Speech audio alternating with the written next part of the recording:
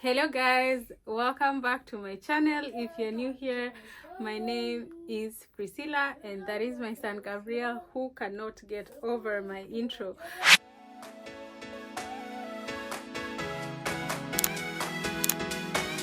So let's get into it. What was I carrying? What was not important?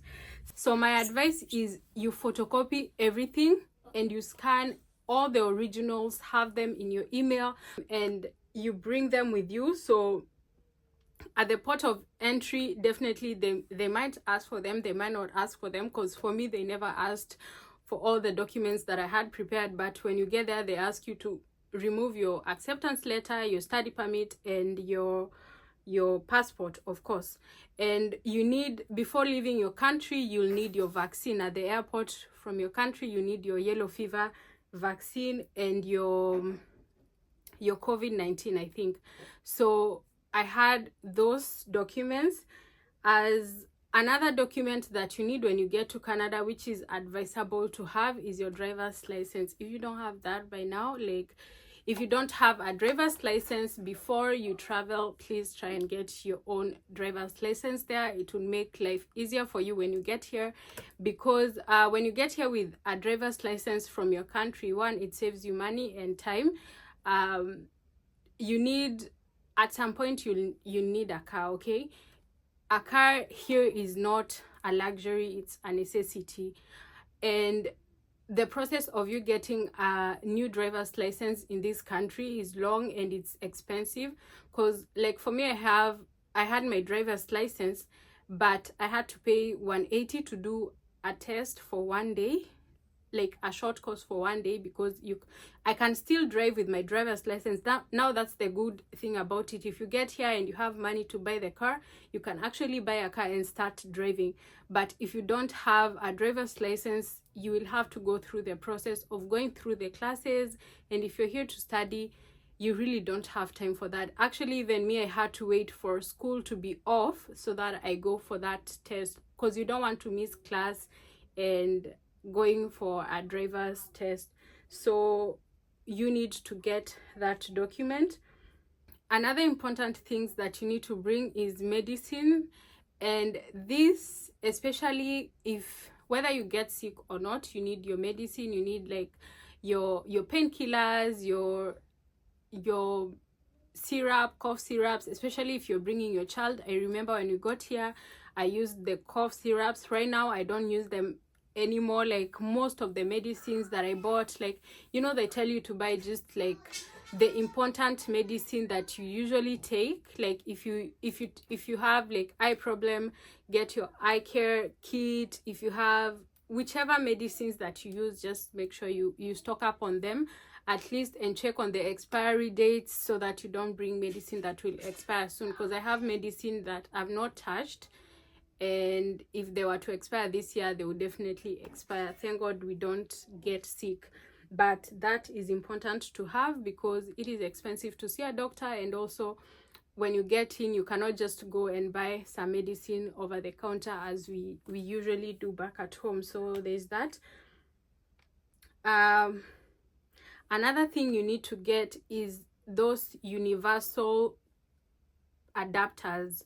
I will show it in the picture somewhere. That's what I'm using to charge my my lighting. So you need that because when you get to the airport, you might need to use to charge your phone. So when you get here, you need to use your laptop. You will need that. So other things that you might consider getting is electronics, and I really don't know much about it, but what I did, I had to buy a laptop before leaving, because I was thinking, oh, I don't want to get here and have to go buy a laptop immediately when I get here. But it all depends with you. If you have your old laptop, you don't need to buy another laptop. A phone, you don't need to buy a new phone. That one I will tell you for free. One, because at the end of the day, you can easily get a phone here to build your credit, and I will talk about that in another video, how you can get a phone to build your credit, which you need when you live in Canada, so you actually don't need to come with another phone. Ama you go, you buy a Techno or whatever, and you get here, it's not working. So save that money. Another electronic that I recommend you get for your child, and this is if you want to, but it helped me manage my son, is a tablet. He had a tablet when we were traveling, and it helped me keep him calm, especially because it's a long journey. I had downloaded some of his favorite games inside, like his favorite shows, to keep him entertained, because you'll get where there's no internet, there's nothing. So it will help you, it will really save you. You can just get them a cheap tablet or even your phone, but sometimes you need your phone. So a tablet was a nice save. Definitely we got here and it no longer works, but it was worth the money to help me keep him sane. Other things that you need is clothes, but depending on whichever season you come in, I wouldn't advise you to buy lots of clothes, because they really, at the end of the day, when you get here, if you buy for a certain season, you find that it's not like adapted to this season. The winter boots, the winter jackets that I had bought when I got here, we couldn't use them. They were too light, and I had to get others. So at the end of the day, it's really not useful to bring a lot of clothes. And also I find that your style will change, you know, like when you get to a different place, because of the way people wear, like your style changes. For instance, this is something that I was talking to a friend of mine, and he was telling me that when you get here as a guy, you need jeans. Back at home, most men don't wear like jeans. If you wear you always wear your material pants. I don't know how to call them, but when you get here, you cannot really wear your material pants. So you need, if you're a guy, you need to buy jeans, and you need to buy khaki pants. Those are the things you will be wearing. And for the jackets, for the winter jackets, my tip is just buy one heavy one that you think it's heavy for the traveling purpose. And when you get here, you can actually invest into a nice winter jacket. You can actually invest into a nice winter boot, for whichever case, if you're a child, if you have your children, or whichever, because you just need one and it will be enough. At the end of the day, I didn't need to bring that much clothing for my son, for myself. Like all that was not really important, but of course you need to bring some things. So and also, before you get used to where am I gonna shop these clothes, where am I gonna get these clothes, you know, you will need your clothes, but not that much. And also, as a student, what you need actually as a student, you just need the clothes that you go with going to school, like jeans. If you are a lady, you need like those jeans. I find it cheaper back home than here, like high-waist jeans. Those ones are cheaper back home. For even men, it's best to buy them back at home. Yeah, so in short, don't bring a lot. Another thing you want to bring is clothes, your like 1 or 2 pairs of professional clothing, because when you get here, you might need to apply for jobs, and some of those jobs, when you go for interviews, you need to be wearing your official clothes. So you can bring your black skirt, your whatever you wear for official clothing. Even though here people are not so strict about whatever you wear, no one cares about what you're wearing, as long as you're doing the job. Let that not stress you. If you like your suits, by all means bring your suits, whatever you want, and don't shy from dressing, because do you know, like, just shine. Whew. Now on to the food. For the food, honestly, this is a subject of, some will agree, some will not agree, depending on how much of a foodie you are or how much you love the food from back home. It will dictate what you bring. Keep in mind there are some restrictions on food you can bring. At the port, there are some food you will not enter with. There's a list on their website on what you should bring, and also the airline might tell you what not to bring when you're booking your ticket. So with food, really you have to be careful what you're bringing. But as someone who was coming from Kenya, and I just had to bring this. If you're coming and you know you love chapo, like, just bring this. Some people bring the pan, the one you use to make chapos, but I feel like just a nice pan for cooking eggs can do that. If it's a nice one, the one I got here does the job. I didn't have to bring that heavy chapo pan.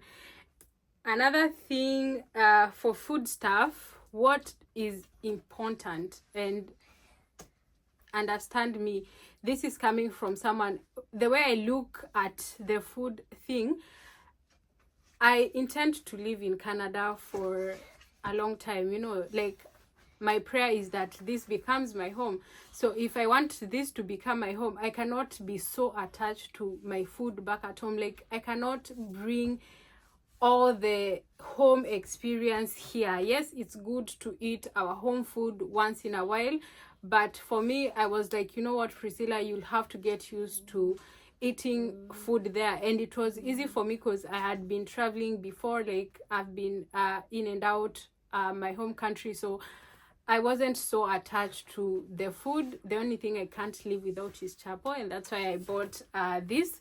So the food, it's really what you want, but as someone who's coming to live here, those things might not easy for you to get even when you get here. So mine is, why bother? But you need food when you get here. Before you go shopping, before you find out where the shop is and everything, you will need food. You get, the moment you land and you settle into someone's house or you settle into a hotel, you need food. If you didn't bring food, you might end up eating bread and tea for like 1 week before you figure out how to do it. Or you find yourself, now you have to run, go to the bank, change your money, and which I actually forgot. I almost forgot this. You bring US dollars. I don't advise changing Canadian dollars when you come. US dollars are better because even during transit you might buy something. So you bring your money in the USD, and before you go to the bank, you will need to buy something, you will need to eat. So that is why it's advisable to bring quick meals. If you eat instant noodles, those saved my life, because you get to a place, there's nowhere, like, maybe let's say you get to a hotel, you cannot cook in a hotel, but you can put your instant noodle in hot water. And if you're coming, you can actually bring freezable food, like for instance chapos. You can cook them ready from home and then put them in the freezer and bring them. They will get here safely. You can eat them, warm them in the microwave, whatever you can bring, like freezable, and when you get here you eat. That is good. So the essential stuff, it's better you buy just a bit, and then when you get here, when you're used to the currency and where the shops are, you can add up to what you need.